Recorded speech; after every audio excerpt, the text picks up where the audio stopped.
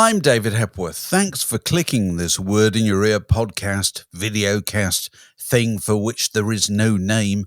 Mark Ellen and I have been creating in this line since 2007. And if any of it has met with your approval, then please click to subscribe because it helps.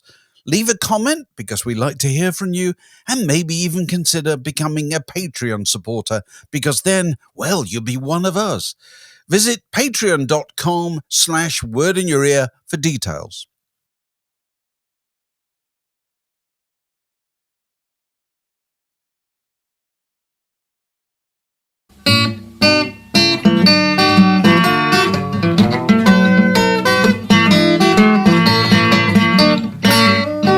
You're listening to a podcast from The Word. So, Alex, I'm in North London. Where are you? I am in southern Alaska. Of course. In a place called Ketchikan, where it's raining heavily, despite it being August. You're saying it does every week. You're saying it's a bit warm, actually. You were saying that earlier, is it? Well, no, it was warm in, where was I the other day? It was warm in Juneau on Tuesday, which is the capital of Alaska. And Juneau is really, really tiny, but by like this weird kind of legal quirk, it's actually the biggest city in the USA by land area. It's really weird, but you can walk the whole thing. But it was sunny in Juneau on Tuesday. I didn't need a coat, I think, for the first time in 6 weeks, which was lovely. I had lunch outside, and I came back to the ship completely dry. But yes, I'm here. You'd be pleased to know that it's quite sunny and blighty, actually. We're in for a week of sunshine. I'm really pleased for you. Yeah, I'm sure you are. But anyway, the story that you may have caught up with recently concerns the guitar once played by and owned by Mick Taylor when he was in the Rolling Stones. Have you followed this? It's a 1959 Gibson. Yep. Sunburst finish, mahogany body, maple top. Are you moaning kind of sensually when I go through those details? I've just started salivating, actually, and I can't stop. Yeah, it doesn't strike me like this. But anyway, it was originally, well, I don't know if it's originally owned by, but Keith Richard owned it at one point. And when they first played in the United States, the Rolling Stones, in October 1964, McKeith played that guitar, and he subsequently he gave it. No, Taylor's account is that he purchased the guitar from a road manager for the Stones while he was playing with John Mayall, and then brought it with him in 1969 when he joined the Rolling Stones for 5 years. And it's subsequently said to have disappeared. Okay. And it's inverted commas. Turned up recently in an exhibit at the Metropolitan Museum of Art in New York, which is where all these things end up. You know, it's very voguish to have exhibitions of classical guitars. And apparently he's saying, whether he was really saying it, I don't know, but somebody on his behalf is saying, that's mine, you know, it's been half-inched or something. And I was just interested in that whole area of what happens to the legendary instruments of legendary musicians that go missing and then miraculously come back or change hands or whatever. Is that something you've had any experience of? Legendary instruments that have gone missing. I mean, not much experience, but, you know, they are one of the few objects I can think of that, pre-owned guitars, vintage instruments, seem to appreciate in value like nothing else, regardless. And, you know, regardless of who's owned what, I think the perception of guitars especially, although you could say things like violins, because Stradivarius violins go for the price of a small flat. I was going to interrupt you. I was told by a guy, I read a story about this stuff about 20 years ago about musicians and their retirement. And a chap from the Musicians Union told me that for years it was the custom for fiddle players on their retirement to sell their fiddle to fund their retirement. And if you played a strat or whatever, it was worth, whatever your pension was worth, they would sell it on to somebody else. I don't know if anybody still does that, but anyway, carry on. Well, actually, on the violin front, remember I used to live with Tim Arnold, who we had in this podcast a long time ago. Yeah. Anyway, so Tim, for anybody listening who isn't aware of him, he's a musician, and of course he is, and he was doing all kinds of stuff all the time in the flat. And he had a guy come in for a session this one day. He was his violin player mate, who'd brought in his Strad, that he'd, I think, borrowed or rented. Anyway, this right. I don't know how that works. Was that borrowed in inverted commas? Yeah, it wasn't his anyway. And this Strad was, I think, 300 years old. Well, it would be. And it was worth £1.5 million. Well, I'm sure. Lots of these instruments, now we ought to get a classical musician in to talk about this, but lots of these legendary classical instruments like Jacqueline Dupre's cello or Yo-Yo Ma's cello or whatever are not even owned by the musicians. They're so valuable. They're owned by banks who let the musicians use them. They're worth so much money. Wow. I've read this. It's absolutely extraordinary. Actually, you know what? I think that was what Tim's mate's arrangement was, looking back. Right. He'd borrowed it from a bank. Yes. Yeah, that was it. Yeah. Who owns it?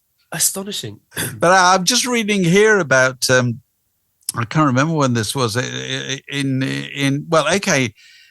Peter Frampton was given a guitar in 1970.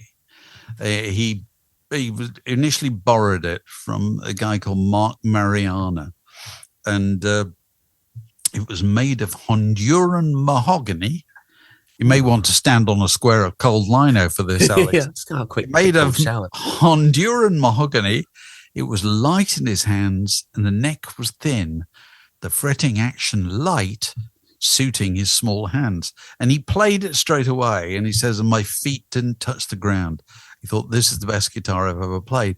And he went on to play it in his time at Humble Pie, and then went and played it on solo albums, and then famously played it on Frampton Comes Alive. And all went well until he was, in 1980, the guitar was on a cargo plane taking off from Caracas in Venezuela when it crashed on takeoff and was apparently incinerated.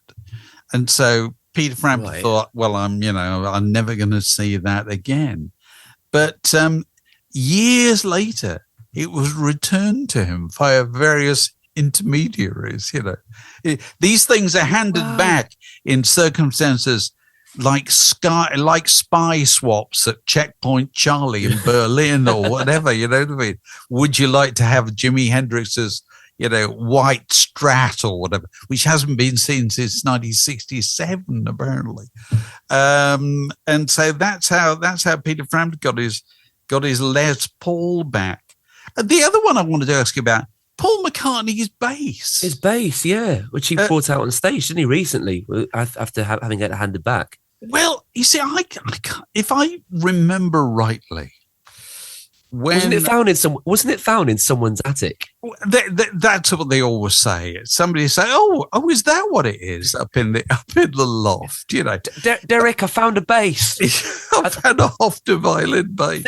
I think it's that'll be Paul McCartney's, love. We should get in touch with. Yes, but I'm sure I read years ago that Paul McCartney, when he was going back on tour, when he was starting to go back on tour in the late 80s and 90s, I think, that he got the violin bass out, and it still had the set list taped to the top for their final show at Candlestick Park in San Francisco in 1966. And that it had stayed there all that time. Now, frankly, nobody loves a myth more than I do. If in doubt, print the myth. I'm always entirely all about the myth. But that sounds a little bit fishy to me. That seems rather a long time for a piece of paper and some sellotape to have, remained attached to something all that time.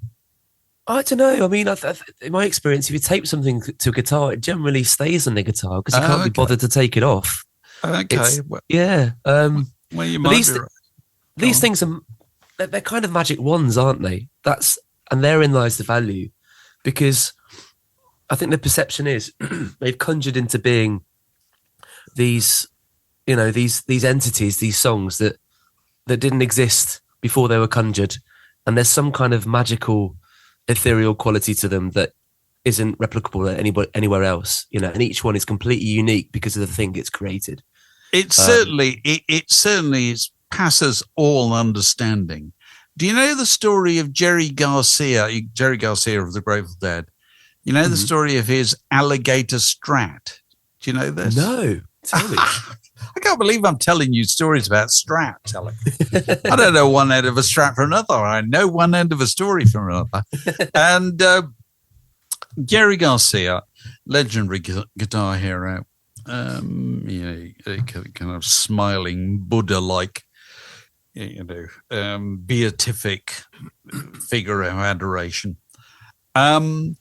He had a strat, and he played this particularly, I think, when the Grateful Dead toured in 1972, and they toured Europe in 1972, and they put out I think a 5-record live set or whatever called Europe 1972. Right, because they used to do these huge great live sets. And during that tour, his roadies were very envious of the fact that in continental Europe, particularly in Germany, you could get really good stickers. I don't know if you got them at petrol stations or whatever. They just liked these stickers. Okay. And one of these stickers depicted a cartoon alligator. Yes? Right. And so Jerry Garcia's guitar tech thought, let's put this sticker on this strat, He presumably did it with the say-so of Jerry, but anyway, he did it. And henceforth, this became known as the alligator strat. And he played it for a year or so, or maybe longer, or whatever. Then I think he retired it, didn't play it any further. I think the real alligator strat changed hands, as these things do, inevitably in the 21st century, for an eye-watering sum of money to a dot-com billionaire, because this is always where these things end up. In some dot-com billionaire's games room in Marin County or whatever. Yeah, be admired by his guests. But what fascinated me, and I wrote about this in my last book, which I shall now plug. Hope I get old before I die. And I was fascinated in the story of the Gibson. It's Fender. Sorry, I told a lie. Fender kind of custom guitar division, which now makes replicas, painstakingly fashioned, accurate replicas of legendary instruments, which they then sell to would-be dot-com billionaires. I think they do a replica Joe Strummer Telecaster. I'm sure they do. They'll do anything. These are autographed. Go on. Sorry to interrupt. They've started doing, and it's not just Fender. I think it's other manufacturers as well. You get pre-worn jeans that come with holes in them. And, the guitar version of that is very much a thing. Yeah. They age them. They burn cigarette holes in them and all that kind of stuff. And one of the most popular lines is the alligator strat. So you can buy, for, I don't know, probably $1,000 or something, a replica version of the alligator strat. That's amazing. It's an absolutely extraordinary idea, isn't it? Really? Because it, used to be, you hear those stories about when Hank Marvin and the Shadows joined up with Cliff Richard. Cliff said, bring in the first Fender guitar to be He brought in UK shores. the first. It was the first Strat to come into the UK, and you could order them via a catalogue from the United States. And Cliff clearly had the money or whatever. He'd had a couple of hits or whatever.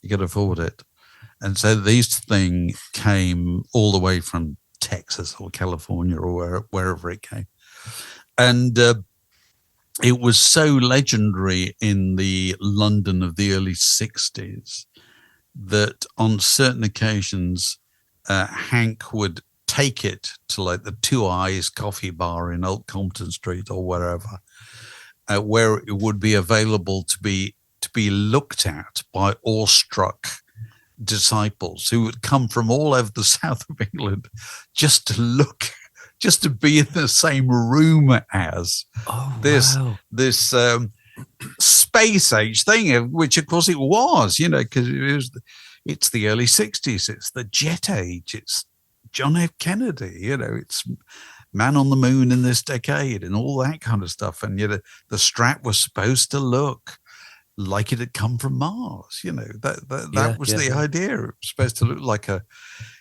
to look like the coffee table in your local bowling alley, that kind of formica, that Venusian sheen, that strangeness, that was supposed to be the idea. Anyway, so they're still knocking out, replicas and signature models of these things like there's no tomorrow. But do you think this is where, go on. Do you think this is where it's reached its zenith though? Because as these musicians are dying out and their fan base is diminishing, I mean, what's going to be the crazy expensive music memorabilia of tomorrow? Because I can't see guitars kind of going on like this into the, except they could do, couldn't they? I mean, because they are now. I mean, apparently Taylor Swift has been responsible for a significant resurgence in guitar sales, hasn't she? But it's all to young women. It's all acoustic guitars to young acoustics, women. Yeah. And I think a lot of that is to do with what it looks like, which is the key thing about the guitar anyway, isn't it? It's what it looks like. Yeah. Nobody's doing this about. I suppose they might be doing it about an organ or something, but they're not doing it about old drum kits, are they? But organs were never sexy though, were they? Guitars were. That's the thing. Yes. Organs haven't got the cool credibility. I mean, maybe drum kits do it to a degree because of drummers, supposed personalities. It kind of makes them edgy, doesn't it? I suppose in a way, but keyboards definitely not. I don't think keyboards will ever have their moment. And I love a good keyboard as much as the next guy, Dave, but I don't think they're ever going to shine like guitars do. So, in your Beatles band that you're performing with at the moment, does the Paul McCartney have a Hofner violin bass? Oh yes, yep. You gotta have it. You wouldn't be taken seriously if you didn't. Well, a lot of them have replicas because the genuine ones are really expensive, as are most Beatle guitars these days. And I mean, the replicas can be. I've played a couple of replicas and they're horrible. And what sometimes happens is, occasionally you'll have a Paul McCartney that's actually a left-handed player. Most Paul McCartneys are righties because finding a Macca that can sing like him and play like him and do all of that and is left-handed. I mean, they're rarer than unicorn droppings, to be quite frank. Yeah. But occasionally you'll get one. And generally speaking, the Lennon will play bass on Lady Madonna and Let It Be. So I've had to play upside down Hofner bass on those songs, which is weird. But the trick with that, by the way, is to forget you're playing a left-handed instrument and just think of it as a new instrument, so you're not double thinking it while you're playing it. Right. But yeah, the cheap Hofners are horrible. It's the same with the cheap Rickenbacker 325s, the little ones that John used in the early days. Mm-hmm. They look great. They look fantastic.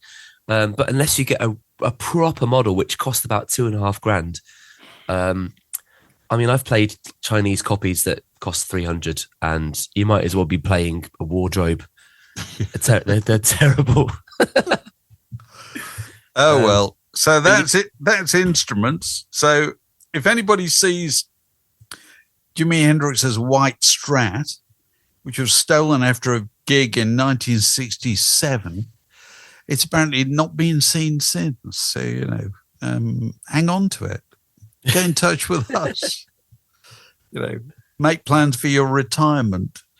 I must, in the manner of Cyril Fletcher on That's Life, thank listener Daniel Moss, who's been in touch this morning and sent what is apparently appearing for auction quite soon, which is the affidavit that Mick Jagger offered to the court around the famous bust at Keith Richards' house, Redlands, in West Wittering in Sussex, back in 1967. This is coming up for auction, and you can read it online. So I was looking at it online, and it's got Mick's kind of sober account of what happened, in those couple of days that changed so much about the Rolling Stones of the 60s and so forth. And it is kind of interesting in all kinds of ways. It's always the kind of the tiny little detail that interests me. It's not the kind of debauchery. I find debauchery, and this is a subject I'm going to come back to here, the most boring subject. Oh, it's so boring. It's so boring. A few years ago, I read Duff McKagan from Guns N' Roses' his autobiography, and it's really, really, really good. But what makes it really, really, really good isn't the days of excess. It's everything he did after he woke up from his pancreas incident to change his life around. Right. Getting a degree in economics at university, really his fitness regime, just kind of changing his whole psychological outlook to cope with the fact that he would never be having a drink again. I found all that really, really, really interesting. But all the excess, it was just drugs. I do not want to read about drugs ever. Nobody has ever made drugs interesting. It strikes me. There's been loads of books about them, none of which I've ever been able to read more than half a page of. Anyway, the first thing I was interested in from Mick Jagger's affidavit from summer 1967 is that he and Marianne Faithfull, who then were the kind of golden couple, they made their way down from, presumably he lived in Harley House at the time, didn't he? He lived at the top of Harley Street, just on Euston Marylebone Road there. They made their way down in a Mini. I just like the idea that the two of them, they got in a Mini and drove all the way down to Keith Richards' house, stopping on the way to visit George and Patty Harrison, or as they were then, George Harrison, Patty Boyd, for something to eat.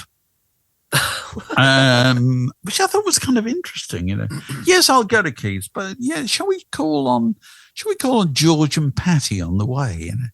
You ring up and say, "Have you got any food in?" We've got some cheese on toast on the go. George probably hadn't got into his massive macrobiotic vegan, regime by then, but so. Would he have had some beans in the larder or whatever? I do not know. Anyway, they go and have dinner down at George and Patty's, and then they say, "We're going down to Keith's to have a party at Redlands." This is Keith's house just outside West Wittering, which he still owns. I know this because I got relatives down there. I go and visit there. There? He doesn't speak. He's there some of the time. And he's always known as a pillar of the community. So whenever they're raising money for the kind of restore the Village Green or whatever, he's always good for a check. He's regarded as a solid citizen down there. But I don't think he's there an awful lot. Anyway, he's still got the house. And when they get there, Mick and Marianne get there, and you got George and Patty there, and you got Keith there, and you've got. You really have got swinging London there.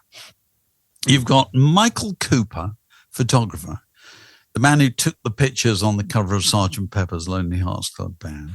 Oh, okay. You've got Robert Fraser, who's a famous gallery owner who had introduced John to Yoko, and it was the kind of conduit between the Stones and the art world.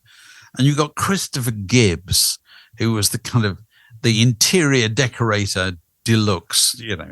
You really have the smartest people in swinging London there, all gathered in a room, for the weekend. And all I can think is, when reading this, is what a balls-achingly boring weekend that sounds like. Because they get up, Mick and Marianne are staying in Keith's bedroom, the biggest bedroom. Right. Which I think interesting piece of deference there from Keith. He's the lead singer. Yeah, you take my bed. Well, it's not a thing you do readily, is it? But anyway, Mick and Marianne in the main bedroom, and Christopher Gibbs comes up when they still haven't got out of bed. It's nearly, you'd be amazed to hear that the Rolling Stones didn't get up before lunchtime in 1967. And anyway, he comes up and basically says to them, "Can you get up? Because we've all started tripping and we wouldn't want you to be out of sync." And I just thought to myself, okay. Oh, God, that proves everything I've ever thought about drugs. They make life more boring, don't they? They make life more tedious. They are the ultimate case of the tail wagging the dog, aren't they? You know what I mean? Yes. If you have to get up early in order to sync with everybody else, they are by definition a bore, aren't they? Yeah, that is a huge ball ache, isn't it? I mean, it is. Dragged out of bed. If somebody said at the ungodly hour of noon, if somebody said to you, "Come outside, we're playing cricket," that's fair enough. I understand that. You know what I mean? But we'd like our trips to be synchronized. Can you please get up? I just thought to myself, after reading this, I thought, this is the conclusion I've reached, Alex. And I put this out there to the masses, and they can either agree or disagree. It is my profound belief, having reached my advanced age and having read Mick Jagger's affidavit from 1967, hedonism is a bore. This is Word in Your Ear, from Aardvark to ZZ Top and back again. We should, at this point, Alex, remind people, if they haven't already done so, we don't remind people of this as often as we ought to, that if you're, wherever you're following this, it can be YouTube, it could be, Acast, it could be whatever. Don't forget to subscribe, and don't forget to leave a comment. And, if there's a star rating and so forth, give us the maximum, because these things make a difference, don't they, Alex? They do. They all help. Absolutely. They all drive the algorithm, don't they? Don't they? They do. The magical algorithm. You've got to feed that algorithm. Feed the algorithm. So, if you haven't done that already, make sure you do it now. Alex, what news on the Patreon front? We have, insert collective now for patrons here, it's a gratitude of patrons. We have a big gratitude of patrons to ring in this week. So I'm going to read out their names. Good. Do that. We're all to hear. So welcome Scott Sparling. Scott Starling or Sparling? Sparling with a P. Sparling. Okay, very good. Nice to have you along, Scott. Ed Legg. Ed Legg. Now, you have to forgive me if I think, is that a humorous name, or is that... Has it got an E on the end of leg? Actually, is it double G? It's double GE. Yeah, there you go. It's Edward Legg of the Remove. Yes, okay, fine. Welcome, Edward. Yes. Andrew Franks. Andrew Franks. I know Andy Franks. I think if it's the Andy Franks I know, I think he'll be beaming in from Australia. Probably looking for further mentions of Bovril and home service and things like that. make him pine for home. Well, if it's you, Andy, welcome. And if it's not, welcome all the more. Martin Bridgman. Martin Bridgman. Thank you, Martin. It's a very straight name here. I can't make a joke about that at all. Doreen Scougal. Scougal? Or Scoogle. Apologies, I've got that wrong. Spell it, Alex. Come on. It's Scougal. Okay. Scougal. Yeah, okay. Right. Nice to have you aboard. Very good. Russ McKendrick. Russ McKendrick, excellent. That sounds like a strangely Canadian sounding name, that is. Yeah. Is he a member of Bachman Turner Overdrive at any stage? Andreas Haberbeck. Andreas Haverbeck used to be on it was signed to the ECM label and made 3 albums of meditational harp music in the early 80s. But nice to have you aboard. Chris Caddick. Chris Caddick. I feel I know Chris Caddick. I feel I know that name from somewhere. I think I do. I think it rings a bell. But you're very welcome, Chris. You've got the monosyllabic Neil, who is an annual patron. So it's worth reminding you right now that if you do subscribe annually, you get a 15% discount. Absolutely. So Neil's a wise head on young shoulders there, no doubt. Also subscribing annually are Richard Clayton. Hello, Richard. And William Redfern. Hello, William. And the following patrons have subscribed to the Clubhouse tier, which is the top tier of subscription. Where the rewards are heady indeed, aren't they, Alex? Heady and numerous. So in addition to the quiz, all our content early and ad-free, you also get what is quite possibly the greatest birthday present the human being can possibly be given. And it is. Mark and Dave digitally coming around to your house and excitedly rummaging through your record collection in your very own Word podcast. And trying to find out whether your record collection goes from Aardvark to ZZ Top. Yeah. Because those are the ones we prefer. Go on. And they are Richard Pite. Oh, I know Richard. Oh, really? Okay. I know. Well, it's Richard of the. It does many things, but include one of the things is the London Jazz Repertory Company. Oh, wow. And he mounts these really good concerts of kind of, he gets bands to play repertoire associated with certain eras or certain musicians or certain cities. And it has a bit of an MC. Sometimes the MC is Kerry Shale and sometimes it's me, Alex. And so we had one the other week doing the Miles Davis and Gil Evans recordings from the late 50s with a fantastic band at the Cadogan Hall. Really good. Anyway, so Richard will no doubt be joining us in due course to talk about his birthday and his record collection and everything else. Yeah. And also Chloe Alexander. All right, Chloe. Well, look forward to seeing you as well, Chloe, in the same format. Well, that's a gratification of Patreon supporters. That it is. I feel quite flushed. And if you want to know about how you could join this elect band, if you go to patreon.com/wordinyour-ear, you can find out how you might get involved. So it's a melancholy, almost regular event on these podcasts that we say farewell to some legendary musician. And in this case, I feel I ought to tell you the story, Alex, of a man who died about a week ago. Terry Reid. Do you know the story of Terry Reid, Alex? I'm not very familiar with Terry Reid, although I do know that he nearly joined Led Zeppelin, I think. Okay, the story of Terry Reid is as follows. He came from East Anglia, I think probably St. Neots or somewhere like that, out there. And he was one of these people who's just obsessed with music from an early age and took to the guitar and singing really quickly and really precociously, and was very quickly spotted by Peter J, who was the leader of East Anglia's leading kind of show band, who were known as Peter J and the Jaywalkers. Okay, that'll give you an idea of the kind of the milieu that they came from, but they were well known up and down the country. They never really had hits. I think they had one minor hit.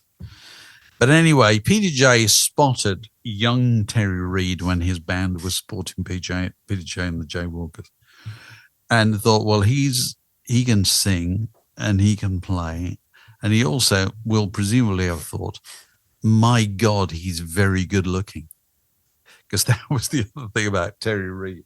Alex and I are on Zoom here, so I can show you what Terry Reid looked like. Let me see on an early, wow, he's a dish, isn't he? He's a dish. That was godlike handsomeness, which even Peter J couldn't miss, So he was basically, come and join the band, come away with us on tour. And he went, regardless of the fact that I think he was 15 at the time when he joined up, Wow.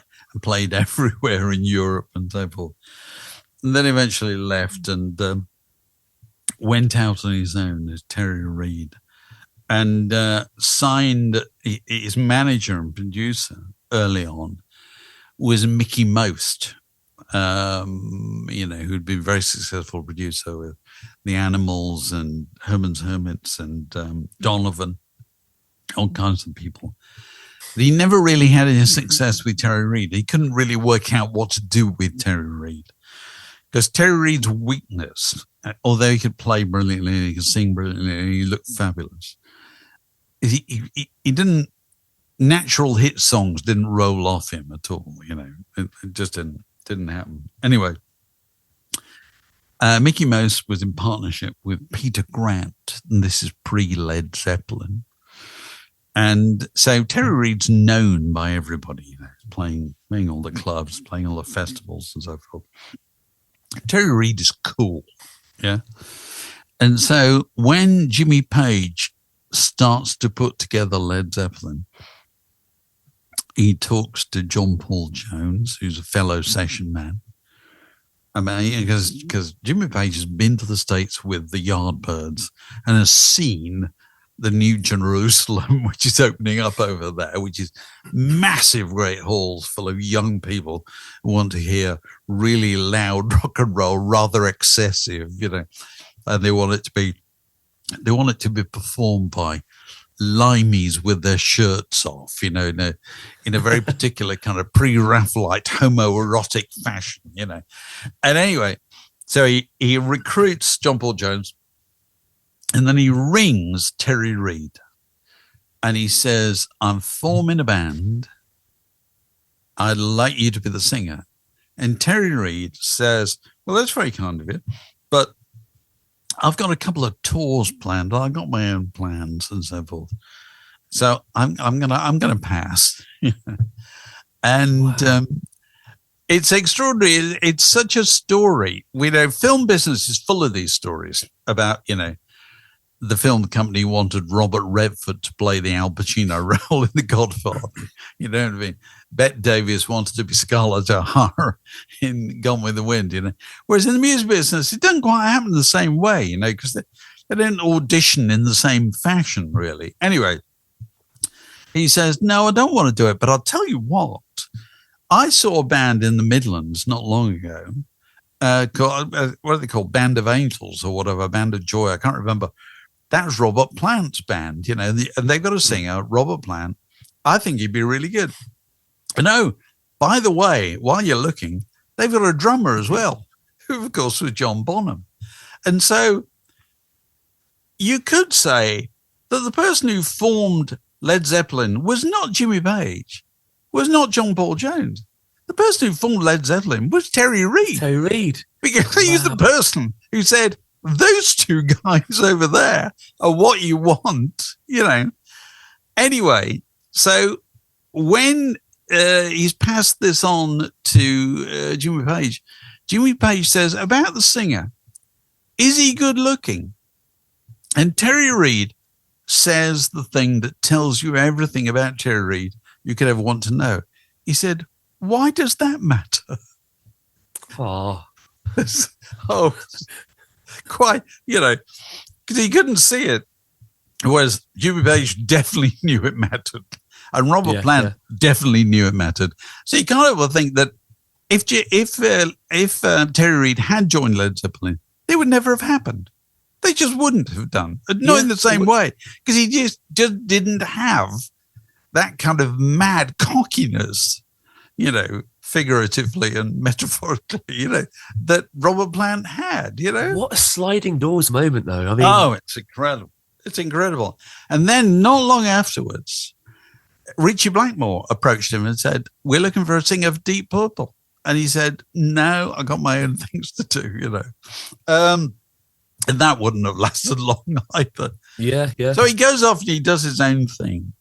And you can see, it doesn't appear to be on YouTube at the moment, but it used to be on YouTube, and it will no doubt reappear. It is the clip from the David Putnam, Nick Rogue film Glastonbury Fair, shot at the Glastonbury Festival in 1971. Okay. In the days when you could still drive your car up to the stage and just park because it was so sparsely attended. There is a fabulous sequence of this band just kind of jamming in a field, surrounded by admiring girls. And they are, what's he called? Lee Miles, I think, the bass player. Alan White, the drummer, playing shirtless.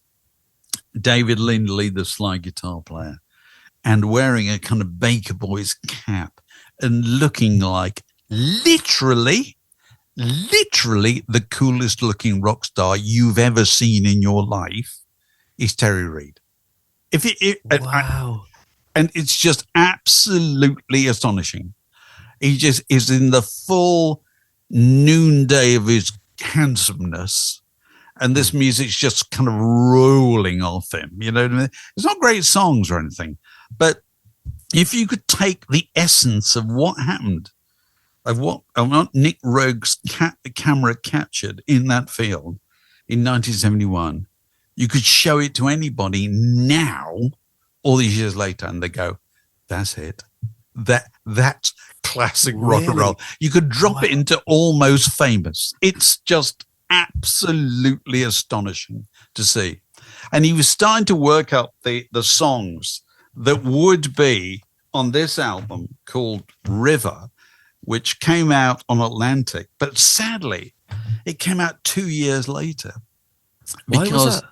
Because he just kind of got lost in the shuffle of Atlantic. He made part of it in Britain, part of it in America. They didn't know what to do with it.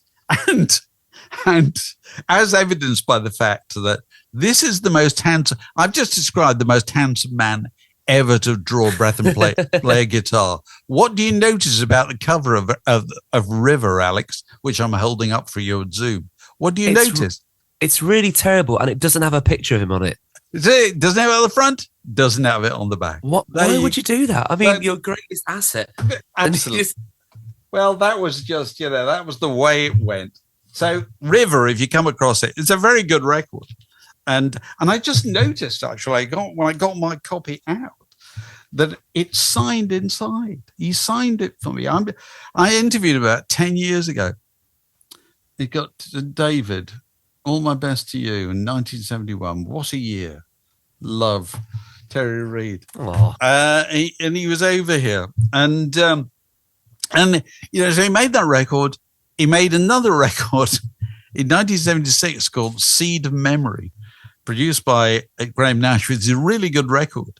Except here they desperately tried to make as much as they possibly could of his physical features. So they said, "We're going to shampoo your hair. We're going to style you properly." And that's what you end up with. He looks like a catalogue model, doesn't he, Alex? Look at that Barnett. That's just follicular perfection.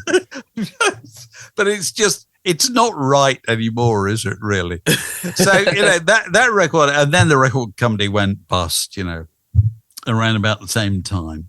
And so that either of those records, if you find them, Terry Reid River or Terry Reid Seed of Memory, are both really good records, which will give you an idea of what he was all about. And I think he made one more album in the 90s. Rob Dickens got him in at Warner Brothers, and they got Trevor Horn and they tried to do a sort of Rod Stewart with him as a kind of classic voice of the 60s. And it didn't really take, And so he just kind of went back to doing sessions, and he used to come over occasionally and play the Jazz Cafe or whatever. A few of the old heads would turn out. Oh, right. Okay. But, it's just one of those who fell by the wayside, and you can't help but think it was never going to happen. You know what I mean? Right. Because when you look at the case of Terry Reid, it reminds you once again of what the people who made it had, which is a really hard-nosed attitude. You know what I mean? Yeah, they will do whatever is required. They don't pass up opportunities at all. Also, I can't think of anybody in rock, at least, who is that good looking.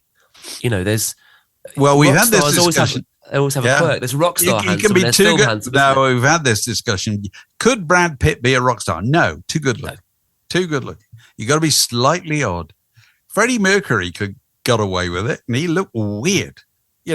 Most famous rock stars look a bit weird.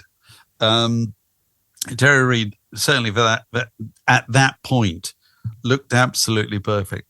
So if you can find it in some dark corner of YouTube, Terry Reid playing at Glastonbury Fair as the gorgeous young Linda Lewis sashays her way towards him, intending to add some backing vocals and possibly get involved in some further extracurricular activity, over which, on this occasion, let us draw a veil.